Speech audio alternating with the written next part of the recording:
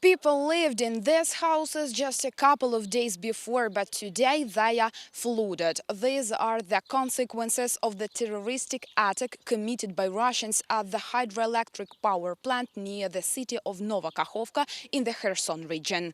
In total, about 600 square kilometers are underwater, and the average level of flooding is almost 6 meters. This video footage shows the village of Priozerne. It's 15 kilometers from Kherson. Wild beavers swim here as well as domestic dogs and geese. Many bees fly over the village because the apiaries are also flooded. Unfortunately, the locals could not save many animals that do not know how to swim. There were 95 chickens and 15 ducks. Probably ducks are somewhere there, but the chickens all drowned. I was just late. I woke up at 2 o'clock. The water already started to pour. Now Valentyn, alongside other villagers, is trying to restore livable conditions. Comfort is out of the question, of course. Generator, because basement, garage and basement, there's so much water there. Sockets stick out everywhere. If I plug it in, turn on the current, the short circuit will be. I directly made it from the generator and to the light bulb and fridge. To get from one end of the village to the other is simply impossible without a boat or such rubber boots. The water is knee-high, and at the bottom of the river, which until recently was a street, are the personal belongings of the locals. And in this video is the legendary village of Chornobaivka. It's legendary because the armed forces of Ukraine destroyed Russian vehicles 26 times here. This house belongs to Valentyn, but now it's impossible to live in it. The water is already reaching the windows.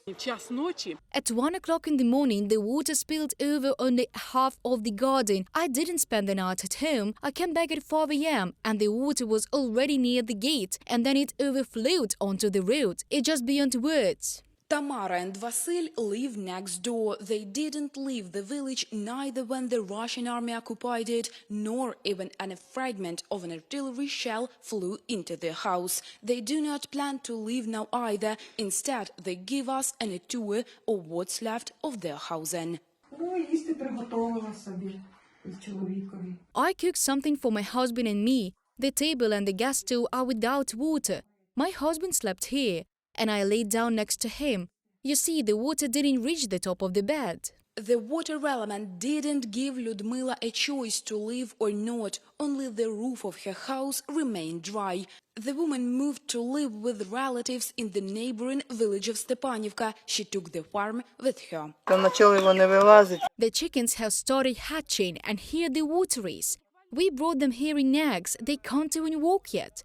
There were 5 of them. All 5 are alive. The woman admits that she is most afraid that the water will reach her here as well.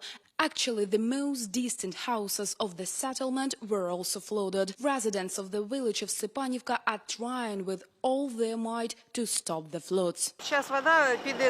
Now the water will go on top. It will go there along the street, and our house is the lowest point. And all this will be at our home.